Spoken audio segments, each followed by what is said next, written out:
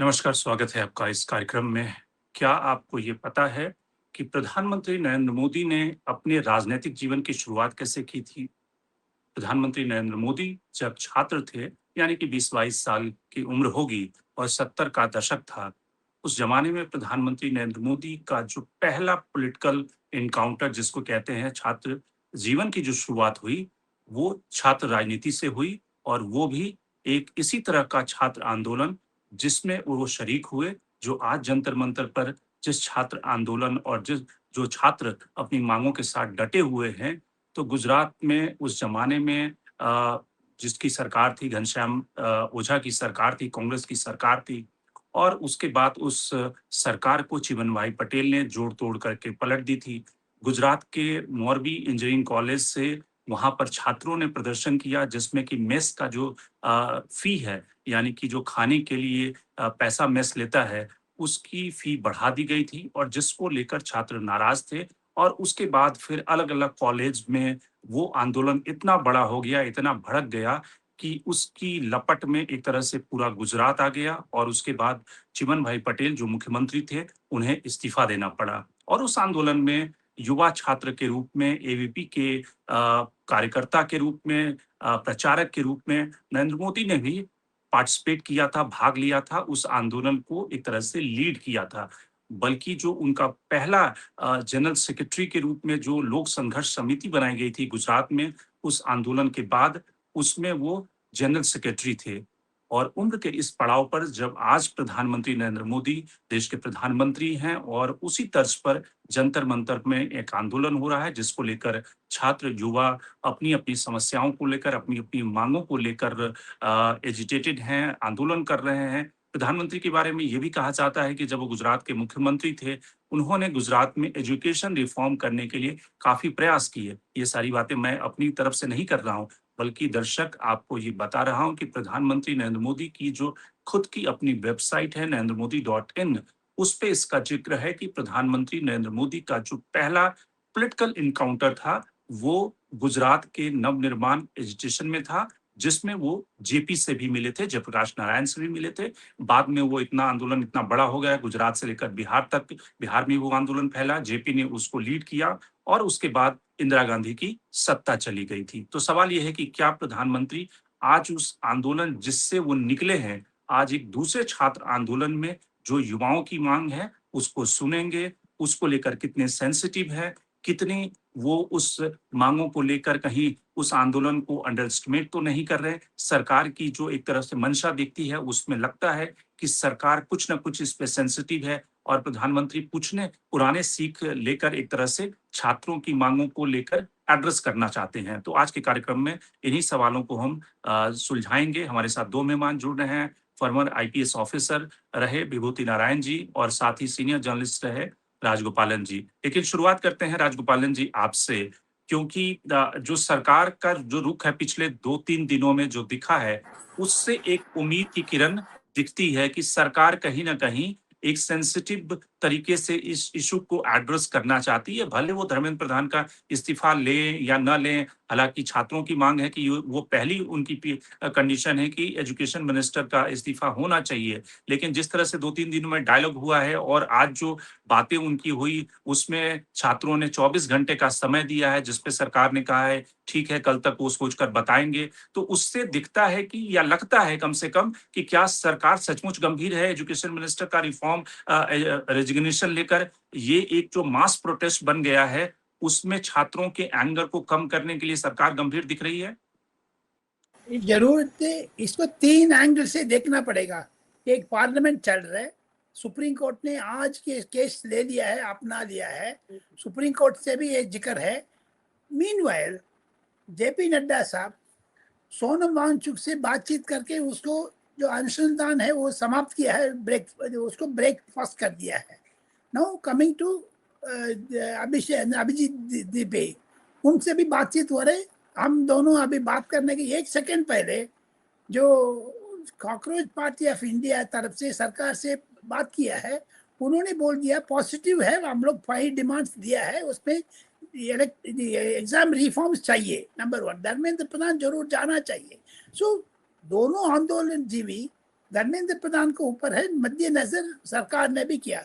इसको बीच में 1 बजे कैबिनेट हुआ था, उसमें भी मिस्टर धर्मेंद्र प्रधान, अमित शाह दोनों ये प्रस्ताव किया है। देयरफॉर कल 27 यानी पार्लियामेंट शुरू होने टाइम पर मंडे अमित शाह इंट्रोड्यूस करेगा, धर्मेंद्र प्रधान इंट्रोड्यूस करेगा ये बिल का, ये अलग बात है, कोई भी इंट्रोड्यूस कर सकता है। ये तीनों सरकार की तरफ से। अब विपक्ष की तरफ से प्रधानमंत्री के कार्यालय में घर के सामने जाकर के आंदोलन दिया है कांग्रेस ने, इंडिया अलायंस ने, सब लोग किया था, वो महत्वपूर्ण है। कल रात को यानी यस्टरडे गांधी स्मृति किया है। आज हम लोग 4 बजे इसको रिकॉर्डिंग कर रहे हैं। आज इंडिया गेट जाएगा, कहाँ जाएगा पता नहीं है ना, ये स्थिति है। मेरा संभावना ये है शंकर जी, सरकार गंभीरता से लिया है। कारण 2, कुछ नहीं, 70 साल से एक पॉलिटिकल पार्टी कांग्रेस राज किया इंडिया में, 25 साल बीजेपी राज किया है। ये कल परसों ये कॉकरोच पार्टी आ गया करके ये कागज का टाइगर, पेपर टाइगर भी मान सकता है, लेकिन उन्होंने इंटरनेट में पार्टी शुरू करके उसको राइट है, लेफ्ट है, सेंटर है, बीच में है, ऊपर है, पता नहीं है पॉलिसी आइडियोलॉजी। उनसे सरकार ने भी डर रहे, अपोजिशन भी डर रहे। सेकेंड थिंग, इसका राजनीतिक प्रेरित से देखेंगे आपने, ये कांग्रेस का वोट बैंक खा गया है कॉकरोच पार्टी ने, ये डरा हुआ है कांग्रेस। इसमें कांग्रेस का ये आगे जाना, लेफ्ट में जाना, राइट में जाना, वो भी तक है। इसमें बड़े बड़े मुद्दे भूल गया, राम मंदिर का चोरी करते थे, ये सारा यूपी इलेक्शन का वो मुद्दा था, वो हट गया। धर्मेंद्र प्रधान को करके कांग्रेस ने इसका जो सबको डीलिंग कर दिया। लेकिन इसमें सरकार बिल्कुल कटकड़े में आ गया है, उसका श्रेय स्टूडेंट्स एजुटेशन को ऊपर है। तब भी मैं ये कह सकता हूँ, एनी क्राइसिस, एनी दुर्घटना, एनी भी, नरेंद्र मोदी उसको टर्निंग द टेबल्स में मास्टर है। जो भी राफेल हो, बाकी जो हिंद इंस्टाइंट रिपोर्ट हो, ट्रिपल तलाक हो, राम मंदिर हो, लेकिन इसमें भी बाहर आ जाएंगे। ये सारे के सारे यूपी इलेक्शन में नजर पड़ेगा, पंजाब इलेक्शन में असर पड़ेगा, 2029 में असर पड़ेगा। ये सरकार प्रधान की जी का तरफ से इस्तीफा होगा या नहीं होगा? आपको लगता है कि प्रधानमंत्री ये जो टर्निंग टेबल वाली स्ट्रेटजी है उसमें कल प्रधानमंत्री प्रधान जी का इस्तीफा ले लें तो टेबल टर्न हो जाएगी?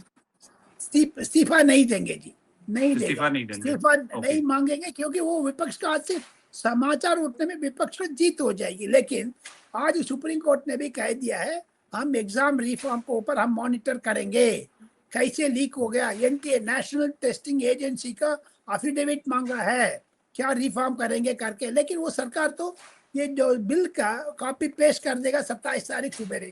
ये कोर्ट मॉनिटर हो गया। मुझे लगता है शंकर जी, सरकार ने प्रयत्न किया है, 3 महीने से ये लड़ा था, आर्मी को रख करके बड़ा नजर रखते एग्जामिनेशन कंडक्ट किया, सब लोग, रिजल्ट भी आ गया, बच्चे लोग भी खुशी है, बच्चे लोग भी। उनको बात, ये कॉकरोच पार्टी ऑफ इंडिया से क्यों कांग्रेस डरा, क्यों बीजेपी डरा। फाइनली मैं कंक्लूड करना चाहता हूँ, इसमें राहुल गांधी का आंदोलन देना कॉन्स्टिट्यूशन में उनको प्रोविजन देता है। हाँ जी, आप एक छिंक मारने में हाथ में कॉन्स्टिट्यूशन किताब लेकर के पैदल जाते राहुल गांधी, ये लीडर ऑफ अपोजिशन है, उसको जिम्मेवारी नहीं पड़ती, वो खुद एसपीजी सिक्योरिटी है, इजड प्लस सिक्योरिटी प्रोटेक्टी है। ये प्रधानमंत्री घर में जाकर के ये आंदोलन को शुरू करके cockroach party of India Congress को मुद्दा ले लिया हाथ में करके नजार से। ये कॉकरोच पार्टी से नाराज है, लेकिन ये नाराज प्रधानमंत्री के ऊपर उतार रहा है। He cannot go to the prime ministers house, वो गलती किया है।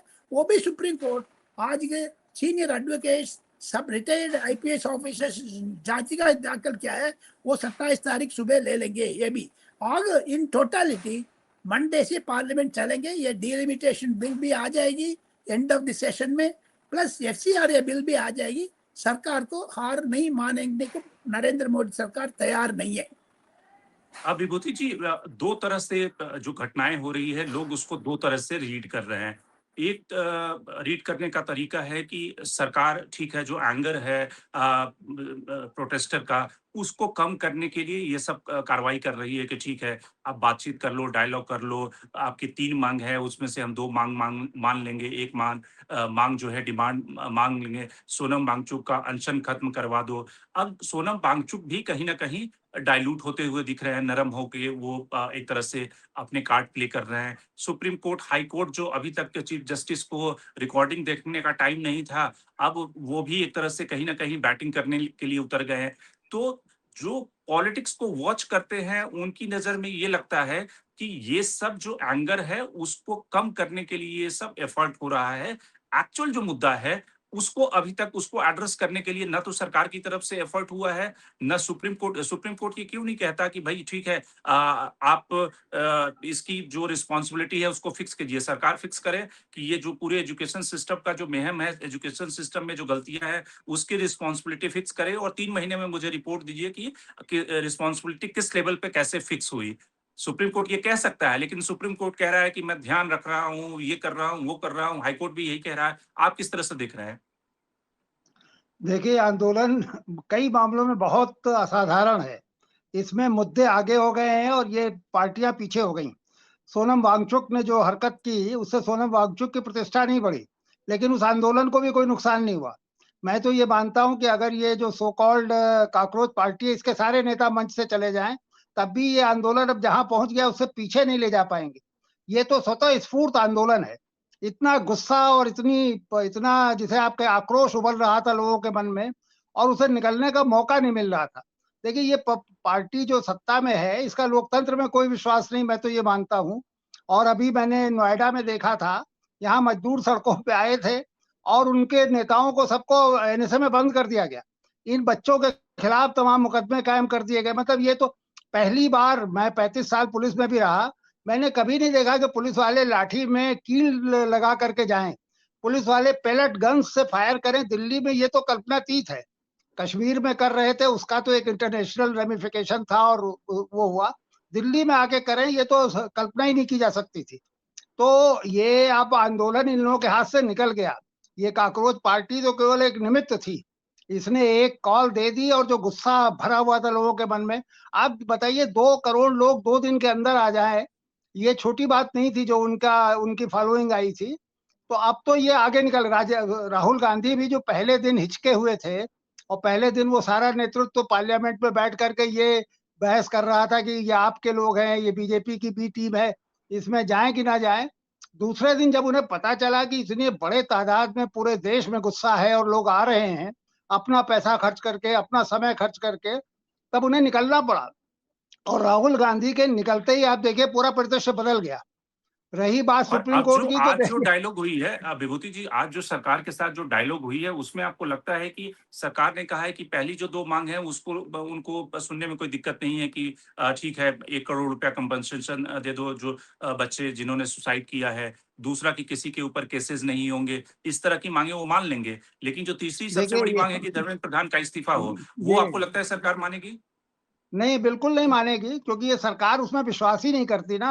ये 1 करोड़ रुपया दे देना और मुकदमे जो कायम हुए हैं उनको खत्म कर देना, ये तो वांगचुक के जरिए वो कहलवा ही चुके थे। लेकिन वांगचुक भी इसमें एक्सपोज हो गए और वो खत्म हो गए। तो असली मांग तो ये है कि धर्मेंद्र प्रधान का इस्तीफा हो।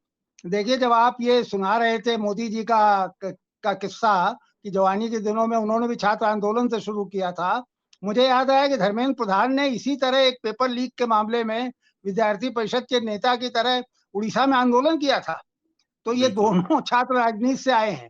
तो इसलिए, लेकिन ये दोनों जिस संगठन से आ रहे हैं, उस संगठन का देखिए लोकतंत्र में कोई विश्वास नहीं है। ये पहली बार हुआ है कि आप ये दिल्ली पुलिस के साथ साथ सादे कपड़ों में बड़ी बड़ी लाठियां लिए लोग खड़े थे। ये कहां से आए थे?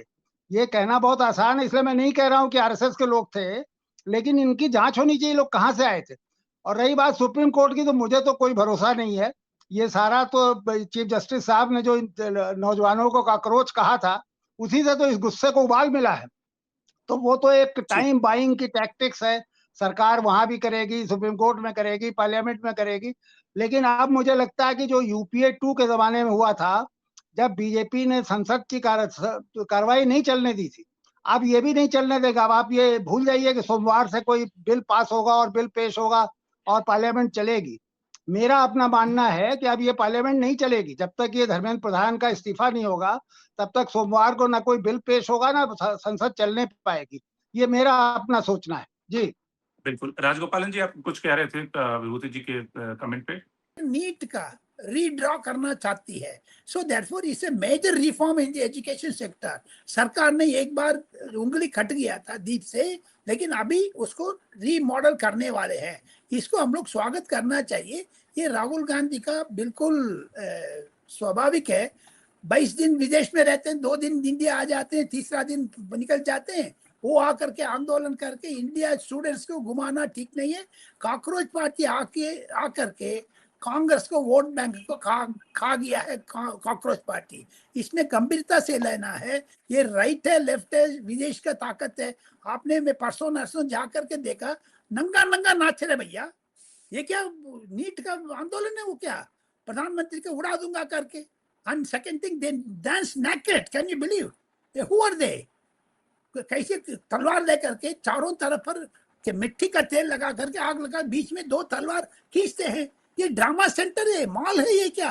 खाना किधर से आ रहे इन लोगों का? ये लोग देखना चाहिए ना जी। लेकिन पुलिस का उंगली से कर दिया, उनको हो गया। पुलिस ने तो अपना काम कर रहे हैं। सेकंड थिंग, ये आंदोलन करके कॉकरोच पार्टी ऑफ इंडिया में एंटी नेशनल एलिमेंट्स घुस गया है। वीडियो कितना कितना रील्स आ रहा है। कनॉट प्लेस क्यों बंद करना पड़ा? एक शॉप ओनर लाखों रुपया खर्चा करके उन्होंने डेकोरेट कर रहे हैं। ये बेटा शोरूम में जाकर के सारा जूता खा दिया। राजगोपालन जी, सवाल तो लोग फिर ये भी पूछ रहे हैं ना कि पूरे सेंट्रल दिल्ली के इलाके में सरकार पिछले 4 दिनों से सारे मेट्रो स्टेशन को बंद किए हुए है, इंटरनेट को बंद किए हुए है। आखिर इससे जनता को भी तो तकलीफ हो रही है ना। आप किसको रोकने के लिए? अगर आपको डर नहीं है, आपको लगता है कि ये आंदोलन में लोग नहीं आ रहे या ये कोई स्पॉन्सर्ड है, तो मेट्रो को आपने क्यों बंद कर दिया? इंटरनेट को क्यों बंद किया हुआ है? हर सरकार का हर ये कोई ना कोई, जैसे निर्भया केस डॉक्टर मनमोहन सिंह को आ गया, ऐसे ऐसे एक सरकार को एक दुर्घटना आ जाती है। जैसे 1992 में बाबरी मस्जिद गिरा नरसिम्हा राव सरकार में, जैसे बोफोर्स आया राजीव गांधी सरकार में, ऐसे ये घटना नरेंद्र मोदी सरकार में आया। ये दुर्भाग्य है, ये सचमुच कह रहे हैं। प्लस आपको 10 लोग घायल हो गया। ये चाहते हैं रेलवे चला करके, मेट्रो चला करके 1000 लोगों के लिए घायल करना चाहते हैं क्या? सो देयरफॉर स्वाभाविक रूप से लॉ एंड ऑर्डर करके उसको रहना है। सरकार को भी जिम्मेवारी पहुंचता है, पुलिस को भी जिम्मेवारी पहुंचता है। आप एक सवाल जो कल मुरली मनोहर जोशी ने उठाए, विभूति जी, आपने उनका स्टेटमेंट अगर देखा हो तो बीजेपी के जो वरिष्ठ नेताओं में लालकृष्ण आडवाणी की तो आज की तारीख में उनका स्वास्थ्य उतना अच्छा नहीं रहता, लेकिन मुरली मनोहर जोशी अभी भी सेंसस में है, अभी भी बिल्कुल कई सारे कार्यक्रमों में भी जाते हैं। उन्होंने जो कल टिप्पणी की कि सरकार इसको लॉ एंड ऑर्डर प्रॉब्लम की तरह न देखे, और बल्कि उन्होंने ये टिप्पणी की कि जिस तरह से पुलिस ने जाति की, जिस तरह से वहां पे लाठियां बरसाई गई छोटे छोटे बच्चों पर, वो कहीं भी सही उसको नहीं ठहराया जा सकता। तो बीजेपी का जो शीर्ष नेतृत्व, जिस लालकृष्ण आडवाणी जब बीजेपी के अध्यक्ष थे और उनकी प्रोग्राम में हम लोग जाया करते थे रिपोर्टर के तौर पे, बीजेपी कवर करने के रिपोर्टर के तौर पे, हर अपने प्रोग्राम में कहते थे कि BJP party with the difference क्यों है, बीजेपी बाकी पार्टियों से अलग क्यों है, बीजेपी की स्थापना क्यों हुई है। तो जब उनके मार्गदर्शक मंडल के सबसे शीर्ष सदस्य ये कह रहे हैं कि इस आंदोलन को आप सिर्फ लॉ एंड ऑर्डर की तरह मत देखिए, एजुकेशन में होलसेल रिफॉर्म कीजिए, जिस तरह से पुलिस ने कार्रवाई की वो गलत था, उसके बाद भी अगर सरकार की तरफ से तो पहला स्टेटमेंट ये आना चाहिए था। खुद धर्मेंद्र प्रधान ये कहते या कोई भी मंत्री ये कहता कि जिस पुलिस ने जो लाठियां 20 तारीख को बरसाई वो कंडेमल, उसकी निंदा की जानी चाहिए, और किस ऑफिसर ने ये किया उसको तुरंत सस्पेंड कर देते। तब तो ये समझ में आता कि आप यूथ के प्रति, युवाओं के प्रति सिंपैथेटिक हैं, उनकी भावनाओं को समझते हैं। जब जोशी ये कह सकते तो आप क्यों नरेंद्र मोदी का जो पूरा जीवन है, मुरली मनोहर जोशी ने 91-92 में जब राष्ट्रीय अध्यक्ष थे तो उन्होंने नरेंद्र मोदी को एक बड़ी जिम्मेदारी दी थी, और उनकी बात आप नहीं सुन रहे हैं। देखिए, जोशी जी सेनर वॉयस हैं, जो बीजेपी के अंदर से जो गंभीर और सुनी जाने लायक आवाजें हैं, उनमें से जोशी जी की एक आवाज है। बहुत सही बात कह रहे हैं आप। इतने बड़े मुद्दे को सिर्फ लॉ एंड ऑर्डर का मुद्दा नहीं बना सकते। और आप कैसे आप किसान निकले थे, आपने उन्हें खालिस्तानी कहना शुरू कर दिया। आप सोशल मीडिया पे इन बच्चों के लिए आप प्रचार कर रहे हैं कि आईएसआई फंडेड आंदोलन है। तो ये तो आपकी गंभीरता का जो लेवल है उसको शो कर रहा है। आपको ज्यादा गंभीरता के साथ जो मुख्य मुद्दे उन पर विचार करना चाहिए। और सबसे पहली मांग जो है कि ये धर्मेंद्र प्रधान शिक्षा मंत्री इस्तीफा दें, उसको मानना चाहिए। क्योंकि ये कोई नहीं अब स्वीकार करेगा कि आपने अभी सेक्रेटरी को हटा दिया। जोशी जी जो हायर एजुकेशन सेक्रेटरी थे एनटीए, उनके अंडर उन्हें हटा दिया। सेक्रेटरी क्या करेगा? अच्छा, वो भी बाद में आए थे। मजेदार बात है, जोशी भी बाद में आए थे। धर्मेंद्र प्रधान को 5 साल से ज्यादा हो गया है। 5 साल में एक भी इम्तिहान आप ईमानदारी से नहीं करा पाए। और कितना मतलब पूरी दुनिया में शर्म का बायस बना हमारा जो पूरा परीक्षा का निजाम था। आप आज हायर एजुकेशन को देख लीजिए, आप खून के आंसू रोएंगे। सारी यूनिवर्सिटियां बर्बाद हो रही हैं। जो लिबरल यूनिवर्सिटियां हमारी मेधा की, जिसको आप कह सकते हैं केंद्र थी। मैं खुद एक यूनिवर्सिटी में वाइस चांसलर रहा हूं। मैं देख रहा हूं कि किस तरह से ये लोग विश्वविद्यालयों को नष्ट कर रहे हैं। सारी जो शैक्षणिक स्वायत्तता थी वो समाप्त कर रहे हैं। वहां पर लेक्चरर या रीडर या प्रोफेसर होने के लिए जरूरी शर्त हो गई है कि आप आरएसएस से आए हो, आपने विद्यार्थी परिषद में अपनी जवानी बिताई हो, और आप किसी भी तरह के अकादमिक स्वतंत्रता के पक्ष में नहीं है। तो आप विश्वविद्यालयों को नष्ट कर रहे हैं। ये सिर्फ एक छोटे से इम्तिहान का मसला नहीं है। सबका बजट काटा जा रहा है, लाइब्रेरियां खत्म की जा रही हैं, सेमिनार्स खत्म किए जा रहे हैं। तो ये जो लिबरल यूनिवर्सिटियां जो थी वो डिसेंट की और फ्री एक्सप्रेशन की का केंद्र होती थी, वो आपने खत्म कर दिया। तो आप ये तो मुझे लगता है कि बहुत गहरी व्याधि है। इसका आसानी से इलाज नहीं हो सकता। लेकिन आप इलाज के लिए गंभीर हैं, ये सिर्फ एक चीज से समझ में आ सकता है कि आप धर्मेंद्र प्रधान को हटाएं। आप अड़े हुए हैं कि नहीं, धर्मेंद्र प्रधान को नहीं हटाएंगे। ये तो लॉ एंड ऑर्डर का मामला है, मार पीट के बच्चों को भगा देंगे। अरे भाई, ऐसे नहीं चलेगा। ये गुस्सा जो भरा हुआ है हिंदुस्तान के नौजवानों के मन में, ये मोदी जी के खिलाफ निकलेगा। आप देखिएगा इस पूरे आंदोलन में भी मैं सुन रहा था ध्यान से। 3 दिन में लगातार अपने सोशल मीडिया और जो इलेक्ट्रॉनिक मीडिया उसके सामने बैठा रहा। मैंने देखा कि इसमें नारे अब धर्मेंद्र प्रधान के खिलाफ नहीं, नरेंद्र मोदी के खिलाफ लग रहे हैं। तो ये तो उनको, वो अगर जनता के नेता हैं तो इस नफ्स पे उनका हाथ होना चाहिए। ये धीरे धीरे उनके खिलाफ हो जाएगा। जिस आपने नवनिर्माण आंदोलन का गुजरात का जिक्र किया है, वो इंजीनियरिंग कॉलेज के एक हॉस्टल के मेस की फीस से बहुत था, उसमें चिम्मन भाई पटेल की सरकार चली गई।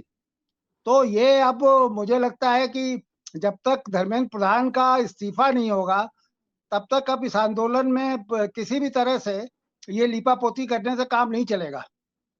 जी। राजगोपालन जी, ये जो सोनम वांगचुक का केस हुआ, इसके पीछे की कहानी क्या है? बहुत सारे लोग कहते हैं कि जब उन्हें गिरफ्तार किया गया था पिछले लद्दाख वाले मामले में, तो उनके खिलाफ एनएसए लगाने का कुछ मसला था, और फिर बाद में जब एलजी ने, जो दिल्ली के एलजी थे, वो जो इस समय लद्दाख में है, उन्होंने बीच में कॉम्प्रोमाइज कराया और उनके ऊपर से एनएसए हटवाया, उनको जेल से रिहा करने में उनकी भूमिका मानी जाती है, और इसलिए वो सरकार के लिए इस समय बैटिंग करने के लिए एक तरह से उन्होंने अपना अनशन वनशन तोड़ा। क्या कहानी क्या है? कहानी तो हर आदमी एक बोल सकते हैं। आज ही मैं इसमें टेलीविजन में भी सुना था, कांग्रेस इज अगेंस्ट वांगचुक क्योंकि वो बीजेपी के एजेंट कह रहे। ये सरकार का मसला है, प्लस विपक्ष का जरूर काम है। जो भी कॉम्प्रोमाइज हो रहे हैं उनके खिलाफ, वो सरकार का एजेंट है। इस कांग्रेस टाइम पर ये बीजेपी से कॉम्प्रोमाइज नहीं किया क्या? राहुल गांधी, डॉक्टर मनमोहन सिंह ने। ये सारा पार्लियामेंट में लेना देना चलता है भैया। विपक्ष लोग को, सत्ता पक्ष लोग को बीच में समझौता जरूर होते हैं। जब नरेंद्र मोदी आने के बाद राहुल गांधी का दरवाजा बंद कर लिया, इसीलिए तो उसको दरवाजा बंद के डर रहे हुए हैं। Plus coming to the point, हम आगे वाले दिन के लिए बात कर रहे हैं। ये नहीं है पुराना चीज याद करो। मुरली मनोहर जोशी ने स्टेटमेंट दिया, सचमुच उनकी भावना ठीक है। वो विनीत जोशी का रिश्तेदार है मुरली मनोहर जोशी, वो ऐसे करेगा। So coming to the point, my only का सबमिशन इज, ये स्टूडेंट्स आंदोलन का पॉलिटिक्स टेक ओवर कर लिया है। स्टूडेंट्स आंदोलन में विदेश ताकत पहुंच गया है, एंटी सोशल एलिमेंट पहुंच गया है। ये सरकार का बड़ा खतरा है, इंडिया यूनिटी को भी खतरा है लॉन्ग रन। मैं ये भी कह रहा हूँ, नरेंद्र मोदी सरकार लेकिन में उसमें तो राजगोपालन जी लोग ये कहेंगे कि अगर इसमें विदेशी फंडिंग हो रही है, एंटी सोशल एलिमेंट है, तो सरकार एंटी सोशल लोगों से बात क्यों कर रही है? सरकार के दो मंत्री बात कर रहे हैं, उसके बाद प्रधानमंत्री लगातार मैसेज दे रहे हैं, आप डेलीगेशन लेकर मिलने जा रहे हैं थर्ड वेन्यू पे, जो कि किसका अनप्रेसिडेंटेड है। वो आंदोलन किधर कर रहे हैं? इंडिया के अंदर कर रहे हैं ना, पाकिस्तान में तो नहीं कर रहे हैं ना, अमेरिका तो नहीं कर रहे हैं ना, किधर बात करेंगे फिर जा करके? पन्नू को लेके आने के मुद्दे बात कर रहे हैं क्या? No, they are talking only to Indians, they are all Indians. Indian को सुधरना चाहिए, दूसरा इंडियन को भड़काएंगे, आप उनसे नहीं बात करोगे, बाकी लोगों को भी विरोध करना चाहिए क्या? ये क्या इंडिया दूसरा देश जाना चाहते हैं क्या? नो, माय पॉइंट इज, जो भी कांग्रेस कह रहे बिल्कुल गलत कर रहे, गलत रास्ता में लेके जा रहे, सत्यानाश हो जाएंगे कांग्रेस। कल तो प्रधानमंत्री घर गए थे, गांधी का समाधि जो स्मृति पर गए थे, आज क्या निगम बोध घाट जाएगा क्या? कांग्रेस को निगम बोध घाट पहुंचा देंगे राहुल गांधी, देखते जाइए। आप विभूति जी, जो असली जो मुद्दा है, कई सारे जो लोग हैं उनका कहना है कि विपक्ष का तो ये काम है और विपक्ष को करना भी चाहिए, अगर विपक्ष नहीं करेगा तो फिर कौन करेगा? यानी कि जो जनता के मुद्दे हैं, जनता के जो मुद्दे हैं, युवाओं के जो मुद्दे हैं, महिलाओं के मुद्दे हैं, किसानों के मुद्दे हैं, उनको सरकार के सामने लाना, जिसका कि नेतृत्व राहुल गांधी या तमाम इस समय विपक्ष की पार्टियां कर रही हैं। अब लोग कहते हैं कि भाई ये सब तो पॉलिटिक्स कर रहे हैं।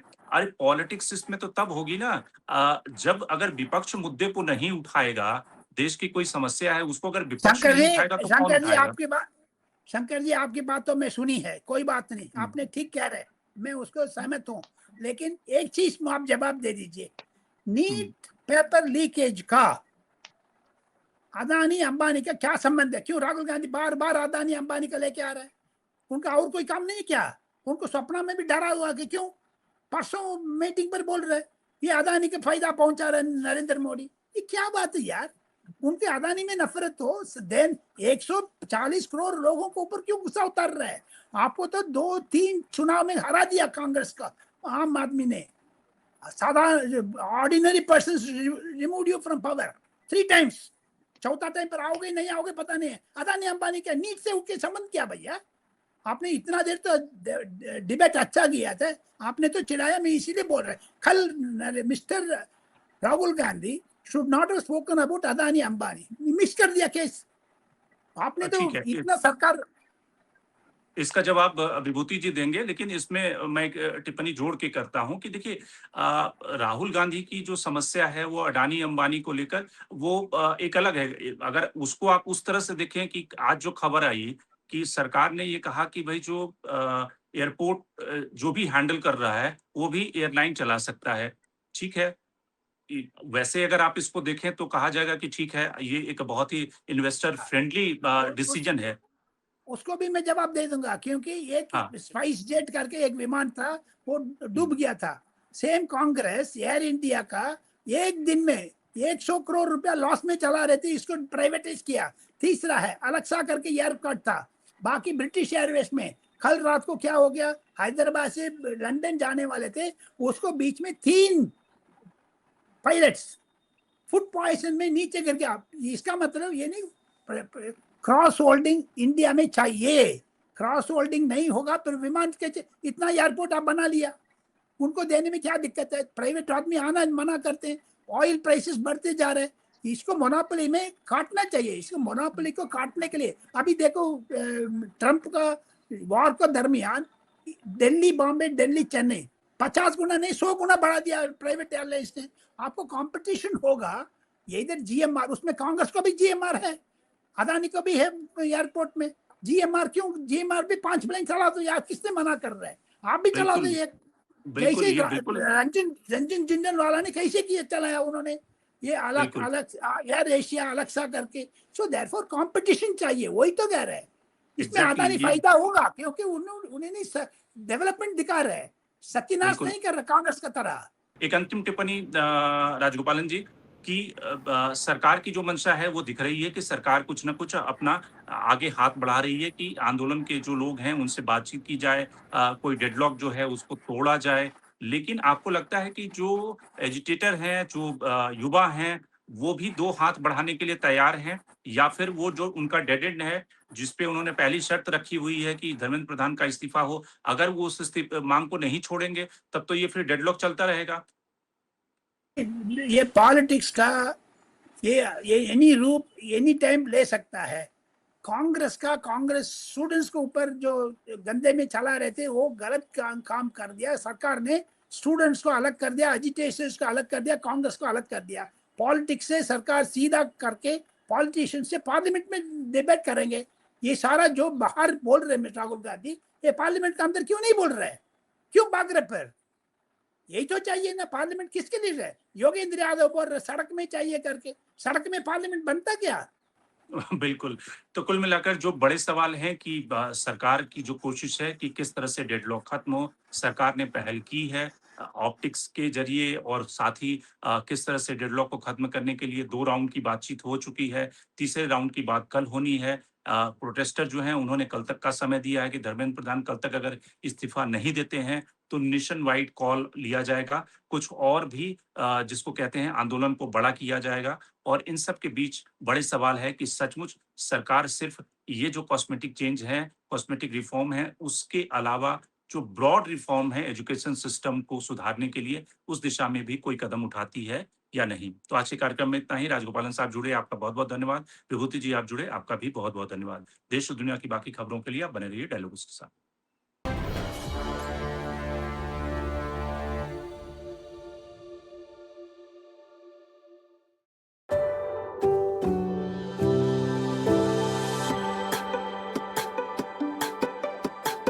Every book has a journey, and every author has an untold story.